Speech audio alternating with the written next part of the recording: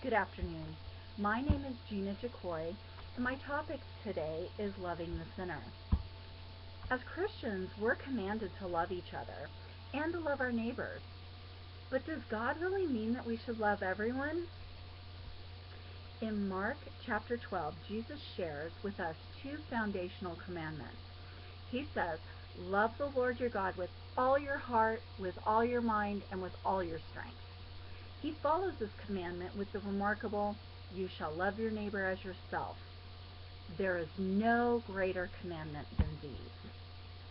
As Christians, it's natural for us to say that we love God, therein fulfilling the first commandment. But what about loving our neighbor? We seem to find it easy to love our family, our church friends, and other fellow Christians. Why is it, though, that we isolate ourselves from others that don't believe the same way that we believe? This brings to mind the question, who is my neighbor? We have our literal neighbors, those people that live next door to us, that live in our community, that we interact with on a daily basis. What about our coworkers and other people, like the mailman? And what about our close friends, the people that we choose to spend time with? Are they our neighbors? And then what about that complete stranger? Does God want us to love someone that we don't even know? God makes it very clear that our neighbor is anyone that we come into contact with. He's also very clear that in addition to loving everyone, we're also not to pass judgment on others. Here are just a few examples of God teaching us that we're not supposed to judge others. In 1 Samuel chapter 16, verse 7, the word says, people judge by the outward appearance, but the Lord looks at the heart. And then again in Luke chapter 6, verse 7, do not judge and you will not be judged. Do not condemn and you will not be condemned. Forgive and you shall be forgiven. And then finally in Romans 2, verse 1, you therefore have no excuse, you who pass judgment on someone else. For at whatever point you judge the other, you are condemning yourself, because you who pass judgment do the same thing. I would like to take this opportunity to tell you a little story about two people that God brought into my life. I met Shelley and Al while performing a musical theater production at Cerritos College. Shelley and Al had been best friends for about 10 years at the time that I met them. And funny enough, they immediately included me in their mix. And let me tell you, we were an eclectic trio. Al was a homosexual man. Shelley was born Jewish, but claimed to be an atheist. And then there was me, the spirit-filled, born-again Christian. I don't know how many of you have had the experience of the friendships that grow while you're working on a musical or a play production, but you spend so many months together, and as a result of that, there are just these beautiful relationships that you form with people because of the countless hours that you are spending together.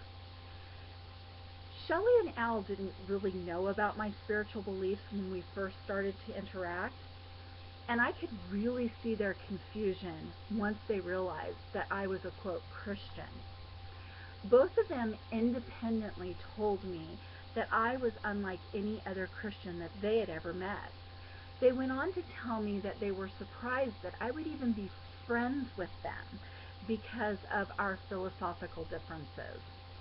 I told them from the very beginning that although I didn't believe in their life choices, that I didn't see them as any different from me, because it was only by grace that I could even call myself a Christian, because just like them, I had sin in my own life, and I didn't judge them any differently than myself. This seemed to ease their fears, and we continued to grow in this very special friendship. A few months into our production, Al sat Shelley and I down with some very, very important news. he began to tell us that he had been diagnosed with AIDS and that he only had a few more months to live. Shelley and I were obviously devastated, and we just held him, and the three of us cried together. At this point in time, the three of us began a journey that would then define me as a Christian. Al was full of questions. He wanted to know about heaven and hell, and I spent hours discussing what he could look forward to and how his sin played into all of that. I told him that I believed God judged his sin on the exact same level that he judged mine. You see, God says that we have all sinned and fallen short of the glory of God. That's in Romans 3:23. But I've never found anything in the Bible where God actually rates sin. I've only found that God hates sin. He hates every kind of sin, even the sin that's in the Christian's life. As the Lord began to reveal himself to Al in those final days, Shelley witnessed the grace of God pour over Al. And days before his death, Shelley actually held his hand while I prayed the sinner's prayer with him. A few years after Al's passing, Shelley was faced with her own very, very difficult trial in her family's life. And then she reached out to me for encouragement and support.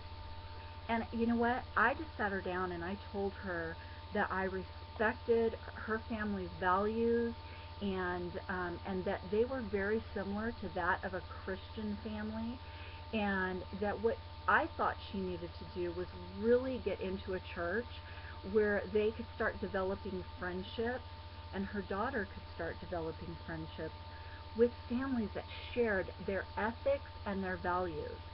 I told her that she didn't really even need to believe in God to join a community of these really good people.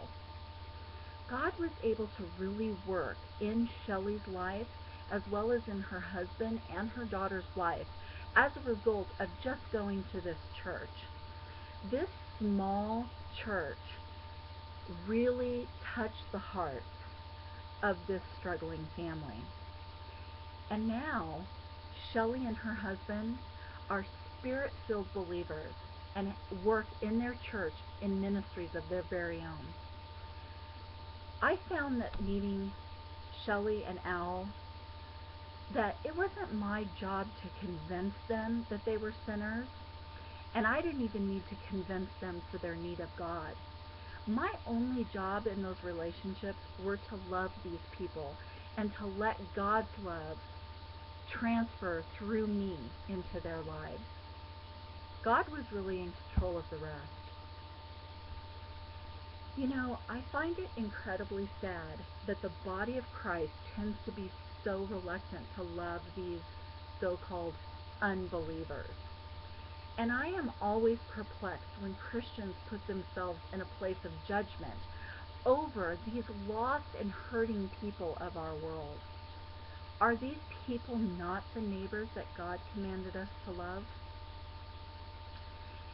In John chapter 8, verse 7, Jesus stands up and defends a sinner, very much like my two friends.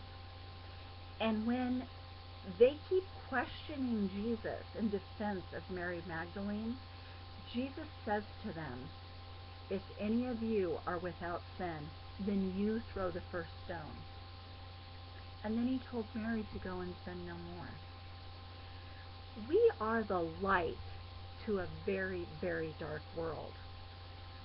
We need to remember these commandments to love our neighbors and allow God's love to penetrate this darkness by our actions and our words. Thank you.